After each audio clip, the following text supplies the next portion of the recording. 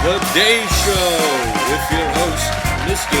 Silva, special guest Alexander Lau, and Conan O'Brien. And now here's your host, Mr. Silva.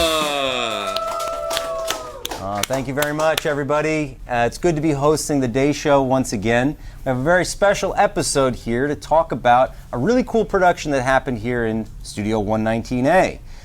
Here to join me is one of my students, Alex Lau. Alex, give a round of applause to Alex. Yeah. Thank you very much. It's a pleasure to be here.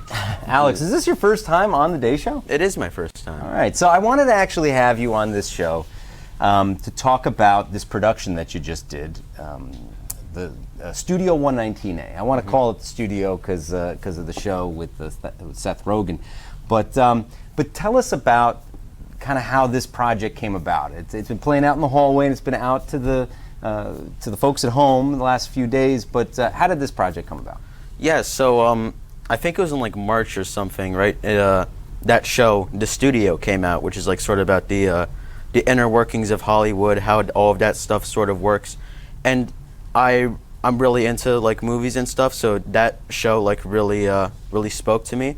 And also like I love long takes and wonders and like this sort of kinetic energy, and the show really encapsulated that very well. Now at the same time, you were speaking about like doing some like behind the scenes sort of video, and like also doing a oneer. You wanted to do a oneer and you wanted to do a behind the scenes video. And I wanted to do something like The Studio. So it all sort of like blended very well because The Studio is a behind the scenes sort of like oneer show. So it sort of encapsulated everything that we wanted to do. I did think it would be kind of cool to have like a documentary about like kind of what goes on behind the scenes to make an episode of The Day Show. I think some people who are not in the class and don't see the way that these productions actually get made, it can be a little confusing. Like right now, a lot of folks don't realize what we're doing right now is live. It's not edited. Like we have a machine here that's capturing what we're doing right now live, and it'd be kind of neat for folks who are not involved to kind of see what happens behind the curtain.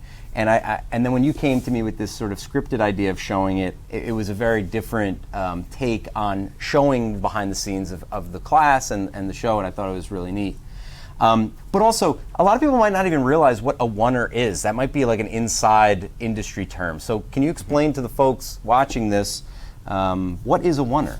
So a oneer is basically where you have a segment of a movie or a show, whatever, or maybe even the entire thing, where it's shot, not necessarily shot in one take, but it's at least edited to look like it's all one go. Like there's no visible cuts. You can't see where like it changes from one shot to another. It's like a seamless, just like movement of the camera in order to make it look like it's all done in one try. So, what were the challenges that you faced? I know that I can speak from my chair in that like I've never really done a oneer to the extent that we did. So we all sort of collaborated together to pull it off. But what were some of the challenges? What were the challenges you thought we were going to face at the beginning of the production? What are things you learned along the way to ultimately achieve the finished look? If you want to reveal all of your magic tricks, of course, I'm fully fine with that.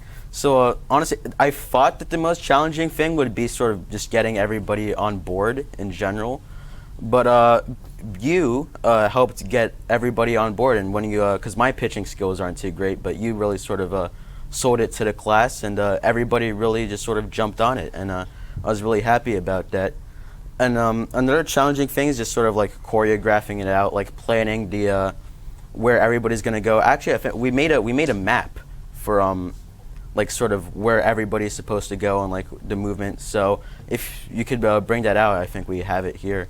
We actually have a... Yeah, we sort of planned out like how all of the movement is supposed to go. So like I move down here and just sort of like maps out the layout of the camera, and there's arrows indicating where I'm moving and like sort of the direction that it's facing. And so it sort of maps out where me and Vivian, who plays the main character in the show, are sort of moving throughout the classroom. And so all of that has to be planned out, and it has to be sort of executed upon. It was almost like a really elaborate football play, and everyone had a specific track and route. And things that you can't see in the production is that certain people were doing things behind the scenes, like moving furniture, holding doors, things like that, just to create pathways for the camera people to go, because it's not just the actors that are moving around. It's a sound person, it's the camera person, it's the actors themselves. So certain people had jobs of like moving chairs in certain ways. It was pretty elaborate, pretty wild. Now, I'm pleased with the whole class. Certainly, we couldn't have pulled this off if it wasn't for everybody's participation and creative input. But it's always been kind of one of my goals to do a sitcom, and this is, although it's a short film kind of look, it's not necessarily a one-off thing. So, what are your plans for the future with this production, Studio 119A? Well, my plans is just sort of like have a bunch of different episodes that sort of like highlight different points and throughout the school year that we experience throughout the school year. Like, for example, when and around like April, I think it is, right, we go to Locust Valley, and I want to sort of do a thing about that. So we're gonna have an episode about like sort of each. We go to the Locust Valley Film Festival. Yeah. I'll say. Mm-hmm. And we have like we're gonna do an episode on like sort of each pivotal point in like the school year. So like upcoming, we have the Alumni Film Festival. And that's right, on January 14th, the Alumni January 14th. Film Festival, Jericho Alumni Film Festival. We have the Alumni Film Festival where old people from your class are old coming. People, that's right. The old ones. The ones who graduated. Folks who graduated they're this coming program. back. They're coming back to, hopefully they're coming back. And if we can sort of like get, 2 or 3 of them on board with this, then I would like to do an episode sort of starring the alumni. I think that would be really cool. Very ambitious. I think it's very ambitious. Certainly potential for a complete crash and burn epic failure, but worth a shot. Worth a shot. Worth a Why shot.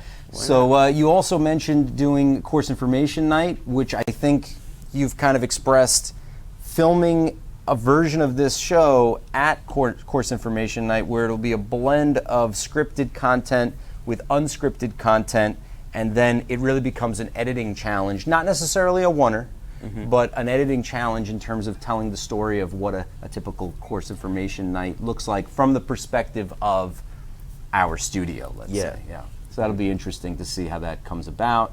Folks at home, I'm sure, are very eager to see how that comes about. And if anybody wants to come and like sort of witness like a live performance of what we do here in the class, then come over on course information night, and you're welcome to join in as well. The more people, the merrier. That'd be cool. That'd be cool.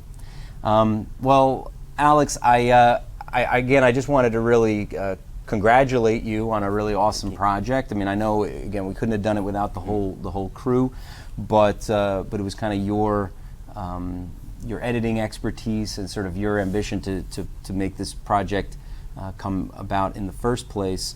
And I really think that it is, frankly, one of the coolest looking projects to ever be produced during the school day within my classroom. And I'm really pleased that you took on this challenge, and I think you executed it wonderfully. So congratulations. Now I understand you brought a clip with you.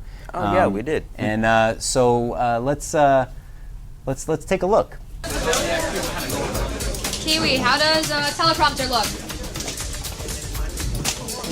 Can you not be doing that right now?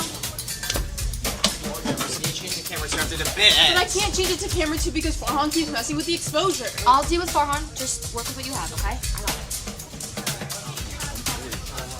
Farhan, the exposure's fine. You've changed it like 17 times now. No! It must be perfect. Just leave it. Oh, just leave it. Let it go.